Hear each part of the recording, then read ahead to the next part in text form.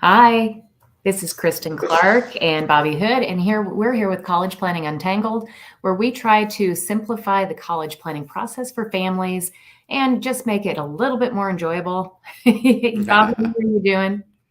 Doing just great. Yeah, I think that's the theme is like, it's I kind of say the same thing with my tutoring like, it's not like it's going to be great fun, but let's make it as enjoyable as we can, like Right, I as know. long as you got to go through the process, right?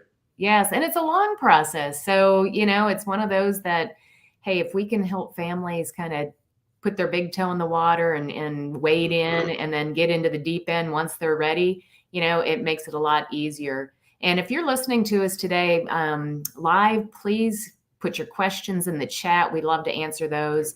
And reach out to you afterward if you need any additional help. And for those of you that are listening to the recorded version, again, please, put comments in, ask questions. We're watching this stuff and would love to have a conversation with you. Yeah, So, absolutely. all right. So today, what we're talking about, Bobby, near and dear to our heart, is college planning 101. And, there are really two crucial steps to planning for college. And what we see a lot is that families miss the first step. So it makes the second step really hard because they're kind of jumping into the middle. So, Yeah. yeah, and the reason this happens, by the way, is that most of our high school counselors out there and college consultants, their job is to help kids get into college, Right. right? So they're kind of pushing everybody into this second step, which is the tactical step, versus kind of stopping for a second and helping people figure out the preparation step. So, Yeah, I think a lot of people just show up to senior year of high school and they say, okay, now it's time to start filling out your applications, right? And then they think, okay, well, I guess I got to pick a college and then I got to do whatever. But yeah, if you do it that way, you haven't done the first step yet. yeah, and it sounds logical to families, right? They're like, "Well, yeah, I've gotta Mhm. pick a college, I've gotta get my SAT and ACTs done," because a lot of these have timelines to them, right? And it all sounds logical. I've gotta write my essays, all that good stuff. I've gotta talk to teachers about getting recommendations and blah, blah, blah, blah, and all of a sudden, all these tactical things happen, and you're going, "Okay, what comes first, the chicken or the egg?" Right. Yeah. So, if we stop for a second and go back to the preparation phase, it's going to help make all those other things fall into line. And I think that's the piece that people miss. And that's why this gets so confusing. So, Absolutely. I mean, that's part of the thing is the whole rest of the process will be easier once you actually know what it is that you're trying to do, right? right, you're creating a plan, which, Bobby, when have you ever started a program that's going to last you for 4 years without having a plan? And we ask these kids to do it every day. Yeah. Yeah. So that's, I think, where, again, this gets totally confusing and a little bit out of control. And hey, listen, I'll tell you what, I lived that life. I remember, and I tell this story on this show all the time. I was sitting at the baseball field. A mom looks over at me and she's like, "So, hey, have you signed Chris up for SAT and ACTs?" And I was like, "No, I have not." So immediately the I'm a bad mom bells and whistles go off, and I'm like, I'm behind and I have no idea what I'm doing. And that swirl starts, and it doesn't have to be that way. Absolutely. Let's get to the kicker on this. Let's start talking about what that preparation phase is. And anybody that that's watching live, we'd love to have you here. Please ask questions as we're going through this because Yeah. this is really a big deal when you're planning for college. So that preparation phase is all about figuring out why your kid wants to go to college in the first place. Mhm. And I want to unpack that for a minute because what I see a lot is we have these kiddos, they come out of our bodies, we hold them up, we tell people how much they weigh, what their new name is, and in the back of our minds, we're going, and they're going to college. And right, it starts that young. And as a family, I know my husband and I mean, that's just the expectation that these kids are going to go to college. And we speak to that a lot throughout their life. So when this kid gets to high school, they're like, well, and I'm going to college. That's the next step. I better check that box. Right. And nobody talks about the fact that there are lots of ways to be successful in life. Mhm. And where you really need to start is, why do I want to go to college in the first place? Now, what does that mean? Well, they have to have an end goal in mind. And what's that end goal? So the end goal is, I want to have a job. And I will tell you, all of my clients, when I'm talking to them, my kid clients will say, the reason I want to go to college, Kristin, is I want to get a good job Mhm. and I want to make enough money that I can live outside my parents' house, which, hey, we all want that, right? Um, yeah, Including the parents, yes. yeah. But nobody, well, I shouldn't say nobody, very few people are talking about, what's that job? What's that career path look like for these kids? And, yeah, Lisa, for sure. What we hear is that we're going to go to college because my friends are going to college. And that's, I guess, it goes back to that next step and check the box, right? Mhm.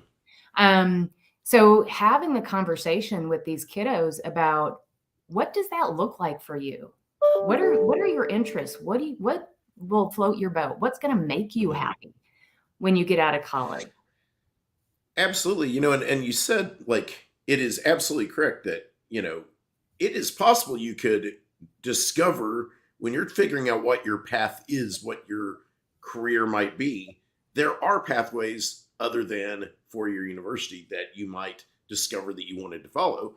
But that's not exactly the point. The point is, you're in order to be successful at a four-year university college, you need to know where you're going before you show up if you can, right?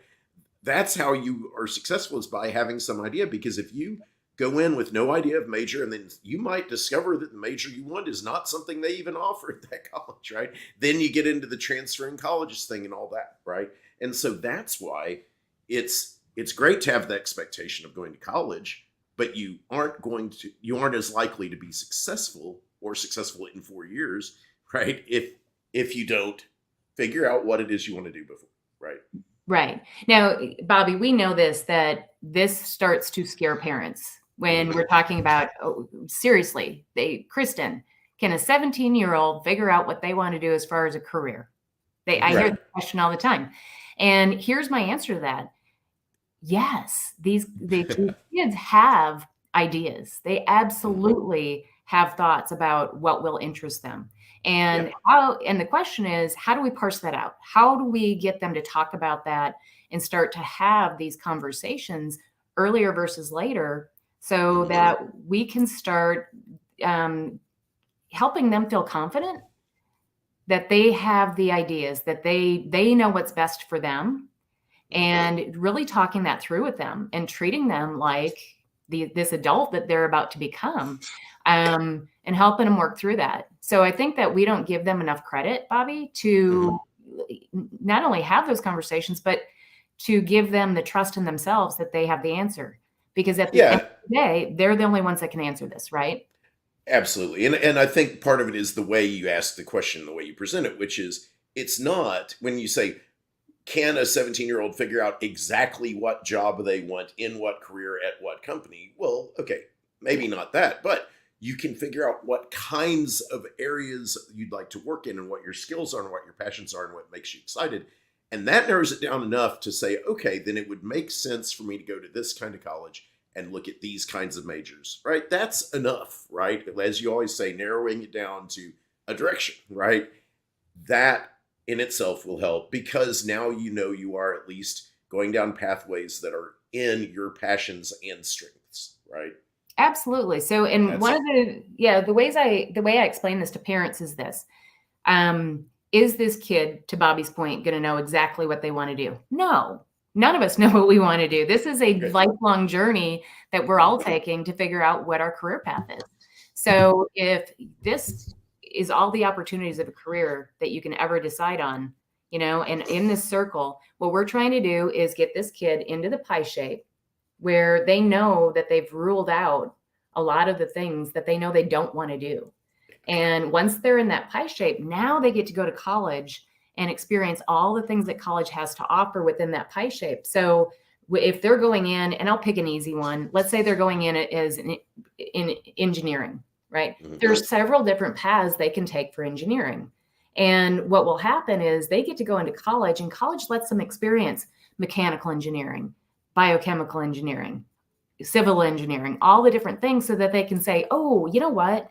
I love this area. So now their experiences, they're building upon themselves versus going, ooh, I want to be a nurse. You, I didn't think about blood and guts. I don't like that. Let me switch to, and then they go over to, you know what? Marine biology looks really cool. And then they get into that and they're like, oh gosh, I've never been deep sea diving. And once I've tried that, that's not quite right either. You know what? I'll just do business. And I see it all the time, Bobby, because they're like looking at stuff and they go, that looks fun.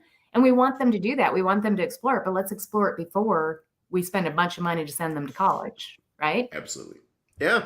That's the story. And that's the thing that, like, the great thing is, what we're talking about here is the steps, and right. And you can break it down into these 2 steps, figure out, what you want to do, and then figure out what colleges and where you need to go to achieve those goals. Right. And you can, download from your website the college planning, timeline.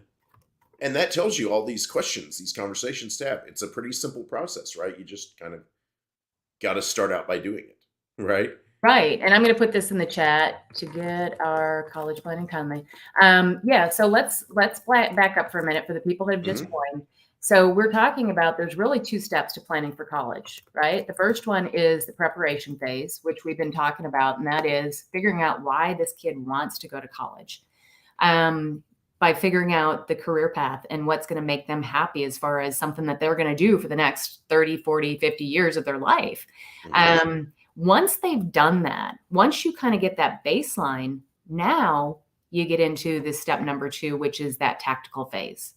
But let's talk about the logic of that. Once they've figured out kind of, sort of, that career path, that pie shape, what they want to do, if it is engineering, now they've got certain schools that specialize in engineering that they can go, oh, you know what? I need to look at those colleges instead of what we're doing today, which is throw the dart.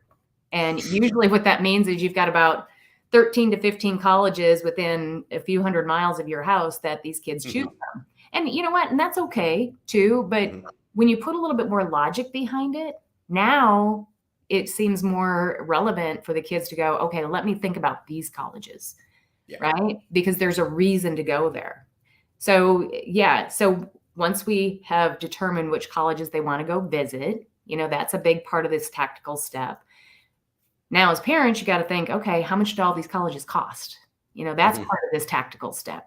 And figuring out, hey, can we afford these? Can we get scholarships? All those good things. And then we start getting into the realm of admissions. And that's, Bobby, you go for that part of it. Yeah, absolutely. Right. And that's, I've got students, my rising seniors, they're now starting, with writing their essays and all of that. Right. And this is the time to start working on that. But when I do talk to my students about that, when they start saying, okay, I need to write essays, the first conversation I have is like, okay, but have you figured out what your strengths and passions are? Because that's how you write a good essay, is knowing what makes you excited and what makes your eyes light up, right?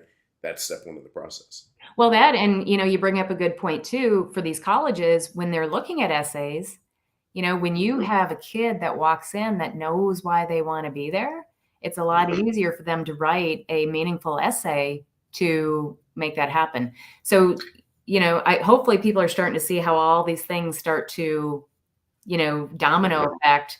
And now this kid's going in with confidence. They know why they're going. They know what colleges they want to shoot for.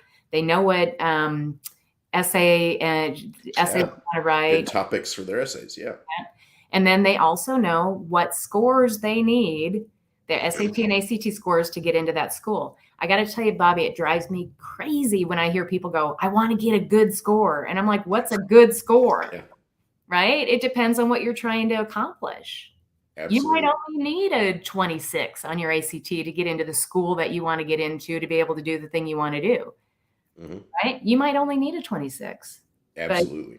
So why, it's like, guys, let's have reasons behind what we're doing, because now you feel a lot more sure-footed on what you're trying to get done.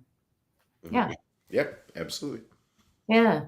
So we did put into the chat Mhm. that you can text timeline to 71441. Let's make sure I've got that. Yep, I've got it right. To get our college planning timeline. And guys, it walks you through these 2 steps in detail by year when you want to do, these activities. And it will really help you if you follow, number 1, the preparation phase, and then get into that tactical phase. What have we missed, Bobby? Absolutely. I think that's a good start. Is I mean, if you're feeling like I'm sure a lot of people who, especially if you've got rising seniors, you're starting to feel under the gun about it. If you've got a rising junior, you probably know this is coming in the future, but you don't know what you could do now to get started on the process. That's where the timeline can help because the big fear is I'm missing something, right? And so go look at the timeline. It's a checklist, and a lot of it are just simple conversations to have early in the process to start it all. And that's it. Yeah. All right. It's always Well, fun we're talking. always happy to answer questions. We're always happy to consult with people. So contact us. You can see our websites at the bottom here. Always happy to answer a question. Just send us a message and we'd love to talk to you. All right. We will see you next week. Absolutely. Have a good one. All right. Bye.